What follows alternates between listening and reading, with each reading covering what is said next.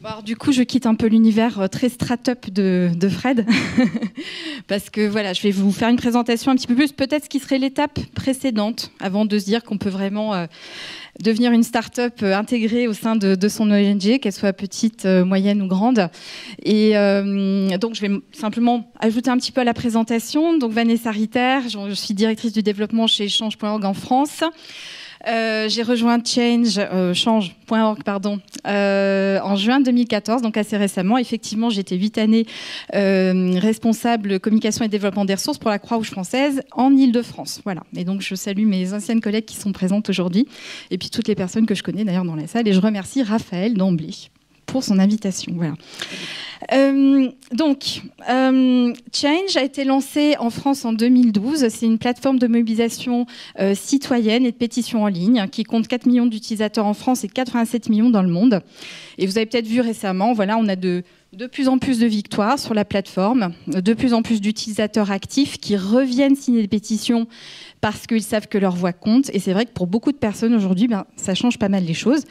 Et pour rebondir sur ce qu'avait dit Fred, effectivement, on est toujours en train de tester notre modèle économique, puisqu'on est toujours une start-up, même si on est une grosse start-up.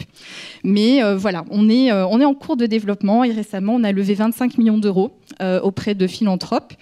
Et ça ne va pas s'arrêter là pour 2015. Voilà. Alors, Fred vient de vous le démontrer, on peut diriger son association comme une start-up, et j'aime beaucoup le terme. Le but de mon propos, exactement, et de vous abaisser ça va vite sur le net, donc voilà. Le but de mon propos, c'est de vous apporter un éclairage supplémentaire sur l'impact positif que représente l'immersion digitale et comment l'utilisation du web et de ces outils challenge l'organisation même de votre structure, de votre organisation, votre culture interne, certes, mais aussi comment ça peut devenir un formidable tremplin pour votre développement.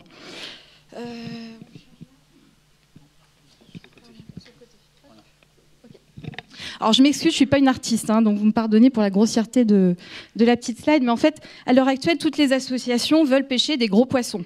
C'est-à-dire inscrire dans leur fichier les meilleurs sympathisants, les plus actifs, les plus généreux, les plus mobilisés. Bref, elles veulent tout faire avec les mêmes gros poissons. Et ça se complique quand au sein d'une même association, la com, le plaidoyer, la collecte, l'animation de réseau, le marketing, les services éventuellement, parce qu'il y a aussi des associations qui proposent des services, doivent communiquer toujours auprès du même poisson. Donc c'est un peu problématique. Et puis vous en avez d'autres qui se baladent et qui, eux, sont très tranquilles et qui attendent qu'on vienne les pêcher, ou qui attendent pas d'ailleurs, mais en tout cas... Encore faut-il leur faire parvenir l'information. Donc effectivement, il ne suffit pas d'être sur le net pour être vu.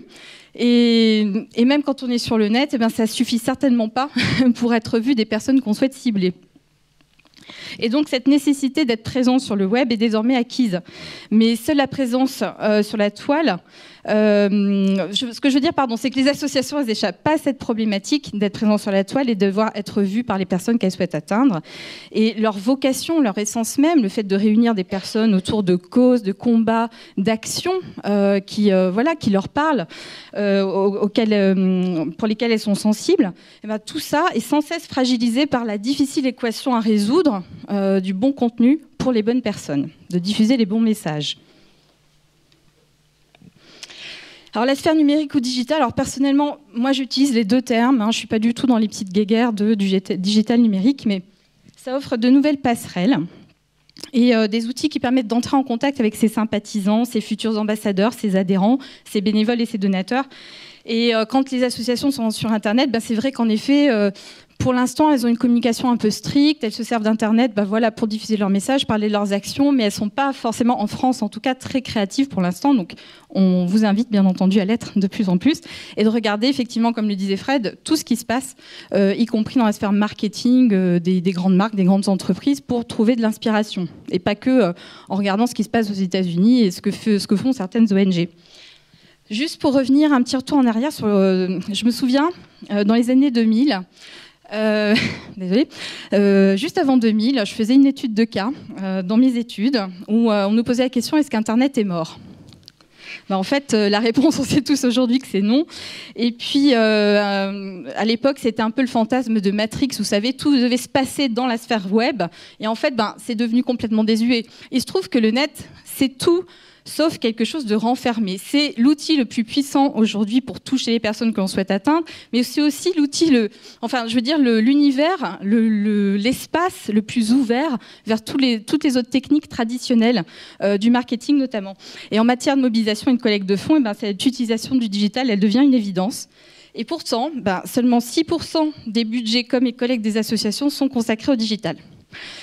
Mais justement, la question qui se pose, c'est que par essence, le web ne doit pas servir que la com et la collecte, ne doit pas servir que les efforts marketing des associations. Ça doit être complètement intégré dans l'ensemble du dispositif de l'association. Et les stratégies, elles doivent être construites autour de ça. Ça doit devenir un dispositif pilier. Ça doit complètement s'inscrire au cœur de la stratégie de l'association. Et donc après, il faut vous poser les bonnes questions. C'est-à-dire, bien sûr, pourquoi vous allez utiliser Internet? Est-ce qu'on a de l'eau? Parce que je parle beaucoup et j'ai soif, il fait très chaud. Merci beaucoup, Raphaël. Pas de souci. Voilà, après, il faut se poser les bonnes questions. Donc, pourquoi est-ce que vous allez communiquer sur Internet? Qu'est-ce que vous voulez faire? Est-ce que vous voulez recruter des sympathisants? Est-ce que vous voulez gagner en notoriété? Moi, j'ai envie de vous dire, c'est tout ça. Et donc, qu'est-ce que vous allez mettre en œuvre pour atteindre vos objectifs? Donc vous allez par exemple diffuser de plus en plus de contenu, des messages sur les réseaux sociaux, Twitter, Facebook. Vous allez lancer des pétitions, vous allez vous immiscer dans les plateformes de crowdfunding. Bon, il faut le faire à juste bon escient en tout cas. Et vous allez tester en permanence tous ces messages, vous allez faire de l'optimisation en live. Et votre but, ça sera d'accrocher l'internaute pour qu'il partage de plus en plus vos contenus et qu'il devienne un membre parfaitement intégré de votre communauté. Vous allez vraiment recruter une communauté de sympathisants. Et donc le web, ça challenge aussi votre manière de vous comporter avec votre base de sympathisants, d'ambassadeurs, de donateurs. C'est une nouvelle relation que vous allez établir. Parce que c'est sûr que c'est plus eux qui vont vous demander de produire des contenus qui vont les intéresser, qui vont vous demander de parler de ce qui les intéresse. Et ça, c'est super important. Ça inverse totalement la relation. On l'avait beaucoup moins avec les techniques de marketing traditionnelles. Quand on envoie un mailing, déjà, il faut près de 3 ans pour le tester. Et avant que les donateurs vous disent moi je l'ai pas trouvé formidable votre mailing la dernière fois, bon ça arrive, mais c'est une toute petite partie des donateurs qui vous font part de leurs remarques. Donc après on paye des tas d'études très très chères et voilà, on investit beaucoup en tout cas, peut-être pas de manière très structurée en fait. Donc l'idée c'est que si on prend concrètement le recrutement de nouveaux sympathisants qui vont vous permettre d'augmenter votre communauté. Voilà, vous allez employer des outils gracieux ou payants. Alors j'insiste vraiment sur les outils gracieux. N'oubliez pas aussi qu'il y a toujours une mécanique de produits payants pour pouvoir pousser un petit peu vos messages et après de compléter par des mécaniques gratuites qui peuvent être très puissantes si vous les intégrez dans un dispositif plus large. Comme sur Change par exemple, pour pas faire de pub, mais sur Google, Facebook et plein d'autres plateformes. Vous allez renvoyer aussi comme ça du trafic vers votre site internet ou vers les mini-sites dédiés à vos campagnes. Et une fois que vous allez obtenir des données des utilisateurs qui auront été disons, sensibilisés par vos contenus et qui vous l'auront signifié de manière explicite, vous allez embrayer la mécanique de l'emailing. Donc là, c'est une méthode pour animer sa base. Donc vous allez faire un premier email qui va proposer de découvrir le témoignage de, je ne sais pas, une famille au Brésil, une famille d'agriculteurs au Brésil, qui a été accompagnée par l'association. Ensuite, vous allez demander de partager ce contenu sur les réseaux sociaux. Le prochain email, vous allez dire, venez vous inscrire à notre newsletter, etc., jusqu'à ce que vous commenciez à demander à ce que ce sympathisant qui continue d'être engagé à vos côtés, à partager le contenu, vienne vous faire un don. Mais du coup, là se pose la question, je reviens un petit peu, souvenez-vous du schéma, du schéma un peu enfantin au début de ma présentation. Le truc, c'est que voilà, vous avez ces sympathisants qui sont inscrits dans votre base, mais à un moment donné, la collecte va les contacter sur un message précis, la com sur un autre message, le plaidoyer sur un autre message, et au final, ce sympathisant, il ne va pas s'y retrouver et puis il risque de se désinscrire. Et c'est ça tout le challenge aujourd'hui aussi, c'est cette transversalité que vous devez acquérir déjà au sein de vos départements com et collecte, et ensuite avec le reste des pôles de votre association. C'est un facteur, c'est le mot d'ordre. En tout cas, cette transversalité, il faut vraiment, et ça rejoint l'esprit start-up, il faut vraiment tout simplement se parler, réfléchir ensemble, brainstormer en permanence, tester en permanence et, comment dirais-je, trouver des dispositifs communs et donc avoir cet objectif commun.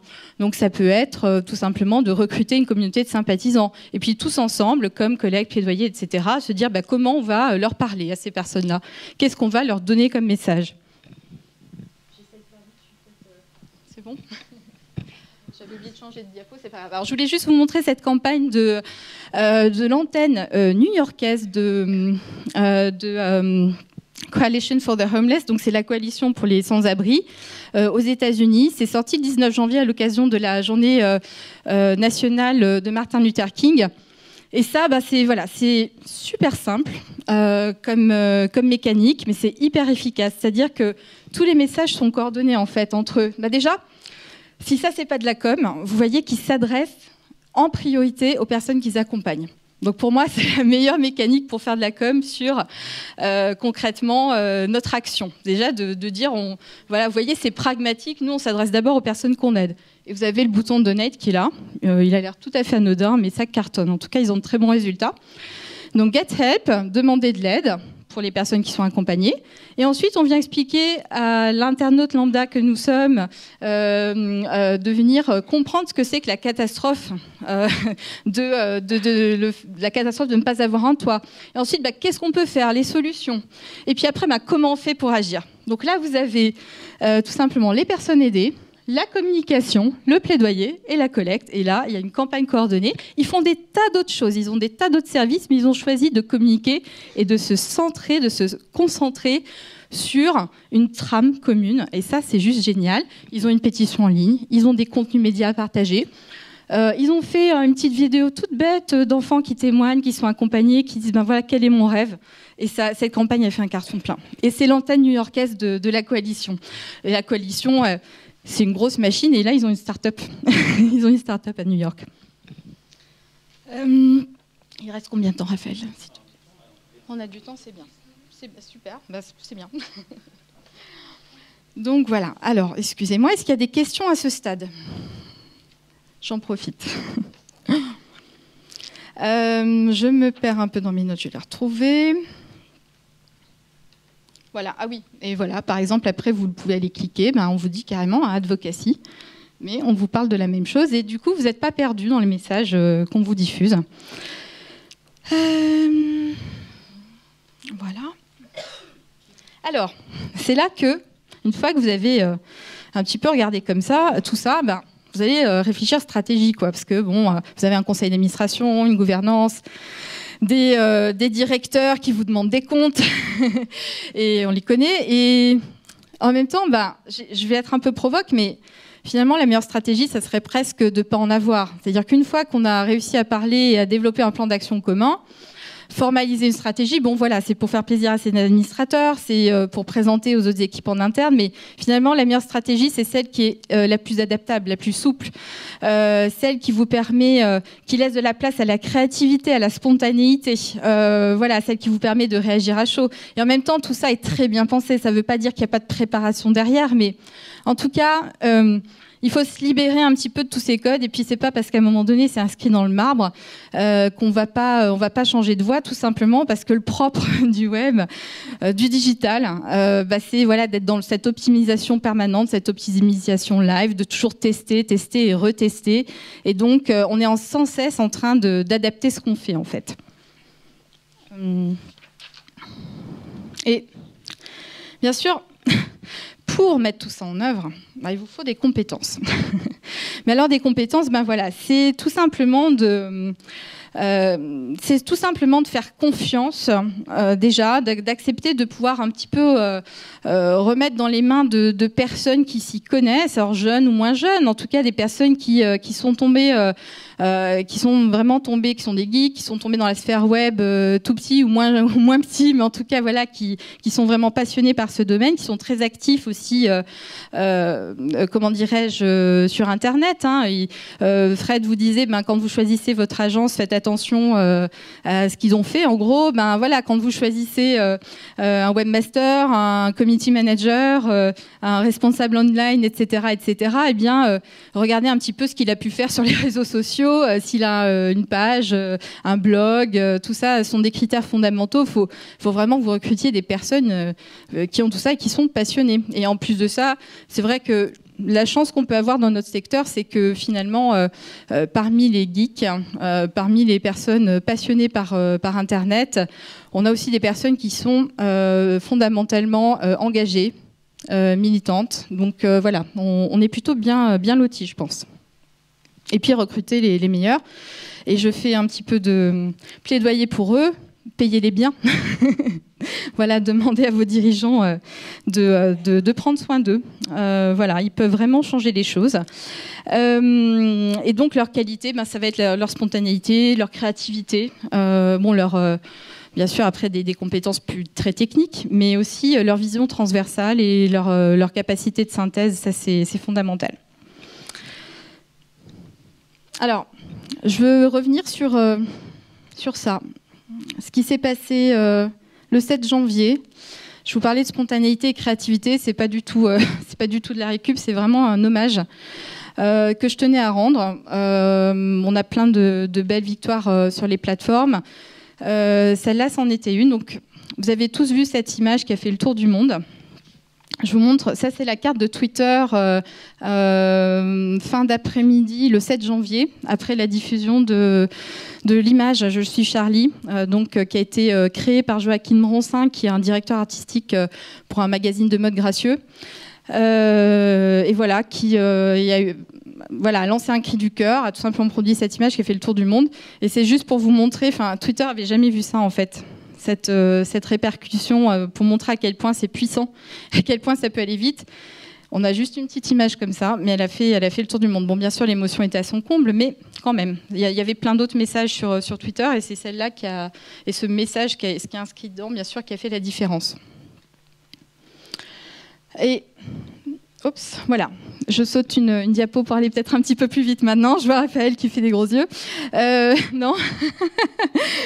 Donc voilà, à la suite des attaques terroristes, des attentats, on a eu une très très belle pétition sur change.org. Donc c'est le CRAN en fait.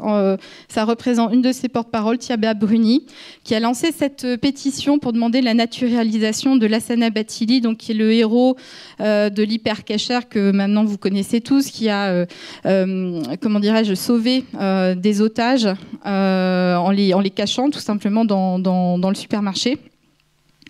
Et cette pétition, là c'est 443 522 signatures, aujourd'hui elle est presque à 500 000.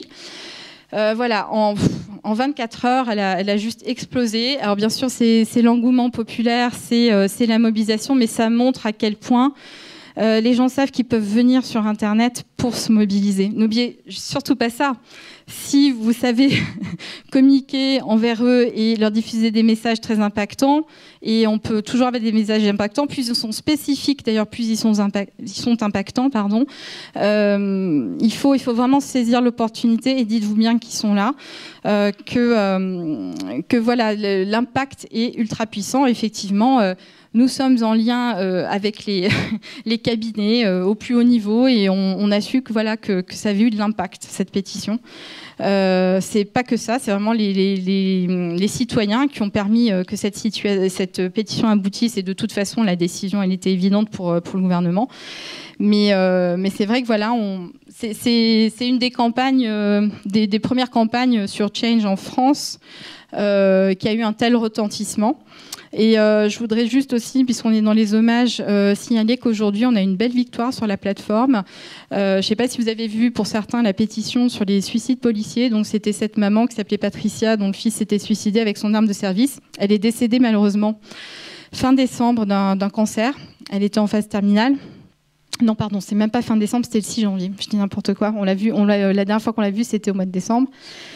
Et aujourd'hui, elle a obtenu une victoire puisque le gouvernement vient d'annoncer des mesures pour prévenir les suicides policiers. Donc voilà, je voulais juste le dire pour que vous alliez voir sur le site internet et éventuellement aller signer le petit livre avec des messages que collecte sa nièce, voilà, qui a continué à maintenir la pression et qui va aller rencontrer Bernard Cazeneuve certainement prochainement. Voilà.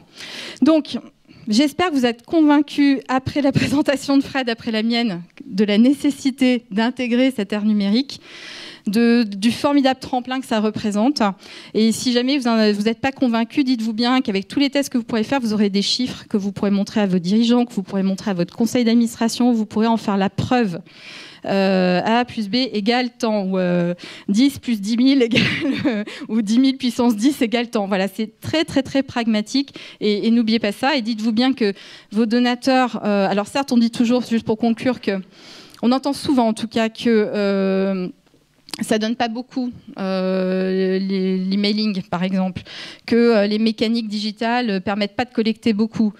Peut-être pas encore beaucoup, mais sauf que vous investissez pas encore beaucoup dans ces outils et dans ces moyens. Donc encore faut-il donner sa chance à ces outils, en tout cas, de pouvoir vous montrer tout ce qui vous permet d'obtenir.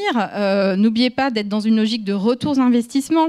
Chiffrez vos objectifs. Quand vous serez dans une logique de retours investissement, vous aurez toujours des résultats.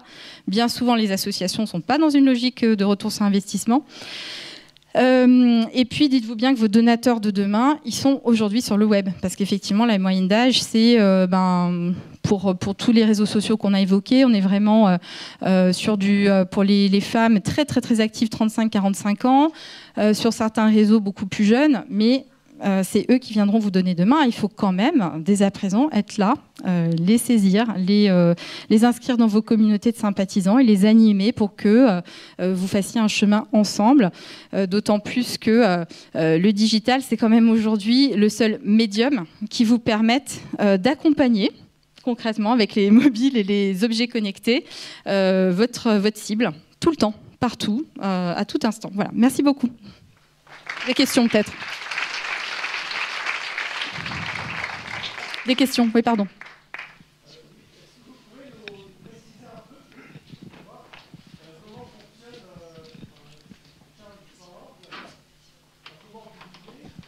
Et puis comment oui, juste pour savoir un peu comment vous vivez Change.org, parce que c'est quand même un modèle économique derrière, et comment vous relayez un peu l'information pour développer justement les pétitions. Bien sûr, bien sûr. Alors effectivement, donc alors je voulais pas me focaliser que sur Change.org, mais je sais pas Raphaël, ou sinon on peut se voir après si vous voulez, mais rapidement, on a un modèle la plateforme, c'est une plateforme gratuite et les pétitions sont gratuites. N'importe quel citoyen, n'importe quelle organisation, n'importe quelle association, entreprise, tout le monde peut lancer une pétition sur la plateforme organique, c'est gratuit.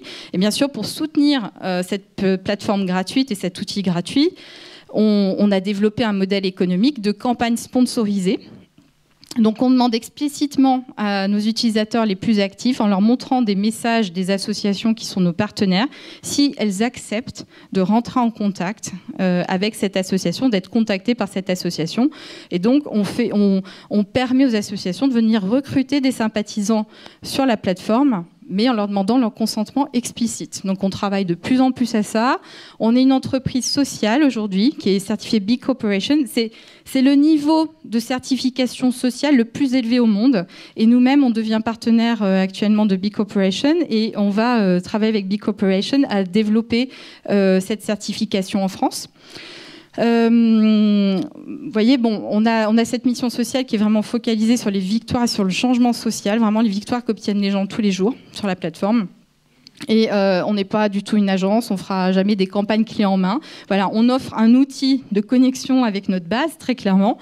Mais nous-mêmes, on est très engagés, on travaille à ça en permanence, en fait, à ce changement social. Et ce qu'on veut, c'est le plus de victoires possible. Après, voilà, il faut que les revenus rentrent, parce que ce modèle de plateforme gratuite, on veut qu'il perdure et vraiment longtemps. Et pour nous, c'est un gage, en fait, de réussite pour ce changement social. Et on veut s'installer dans plus en plus de pays, surtout là où on ne veut pas de nous. Je pense à la Chine. La Russie, là, c'est un peu tendu en ce moment. Voilà, etc., etc. Les marchés émergents, bien sûr. Ou voilà, si on prend l'Afrique, aujourd'hui, tout le monde est connecté via les mobiles et il y a vraiment énormément à faire. Enfin, quand on voit ce qui se passe, toutes les situations de crise dans tous les pays africains, enfin voilà, il faut réussir à donner la parole aux citoyens. Ça, c'est vraiment notre mandat. On veut donner le pouvoir aux citoyens de pouvoir s'exprimer. C'est vraiment ce qu'on fait. Voilà. Mais maintenant, on essaye d'être ingénieux pour que ça perdure. Voilà. J'espère que j'ai répondu. Ouais. Voilà, une petite question très pratique. Est-ce que, par exemple, si je prends la campagne aux États-Unis sur les sans domicile fixe, est-ce que parmi les gens qui ont apporté leur soutien, soit pour signer une pétition, soit pour devenir donateur, est-ce qu'ils ont fait les deux à la fois? Est-ce qu'on a une étude ou quelque chose qui nous montre que la mobilisation peut être transversale et non pas dans un seul sens seulement? Ce que je peux vous dire, il n'y a pas les résultats encore. La campagne, elle a été lancée le 19 janvier. Ce que je peux vous dire, c'est que je les ai contactés. Alors, c'est pas une campagne pour l'instant sur la plateforme Change. Hein. C'était vraiment un exemple que je trouve. Voilà, on est vraiment dans la logique du GAD. Voilà, c'est très simple. C'est des mécènes qui leur ont fait cette plateforme, ce mini-site, la vidéo. Enfin voilà, c'est ultra basique, mais ça fonctionne bien. Et voilà, enfin, le lancement, en une journée, rien que sur la ville de New York, ils avaient déjà 60 000 signataires. Enfin bon, voilà, ça montre aussi... c'est une association qui a de plus en plus de notoriété. Et ce que j'ai oublié de dire un petit point sur la notoriété, effectivement, très rapidement, c'est qu'effectivement, du jour au lendemain, tout d'un coup, vous pouvez avoir de la notoriété, en fait. Voilà, avec le web, ça, c'est un truc un peu... S'il y a une magie sur Internet, c'est ça. Même s'il ne faut pas se leurrer, ça prend du temps aussi de construire des campagnes. Voilà, attention, ne vous dites pas que c'est parce que c'est sur le net que c'est demain que vous avez les premiers résultats, pas du tout. Voilà, c'est en 12 à 18 mois, un retour sur investissement, quelles que soient les mécaniques que vous utilisez sur le web, mais ça finit par porter ses fruits. Voilà. Merci. Merci beaucoup à vous, Vanessa. Et une petite mention particulière pour Vanessa, parce qu'elle a fait une démonstration parfaite de l'interactivité, même dans la préparation de cette journée, avec énormément d'allées et venues, de modifications de la présentation à la demande de Raphaël. Donc merci beaucoup pour cette interactivité.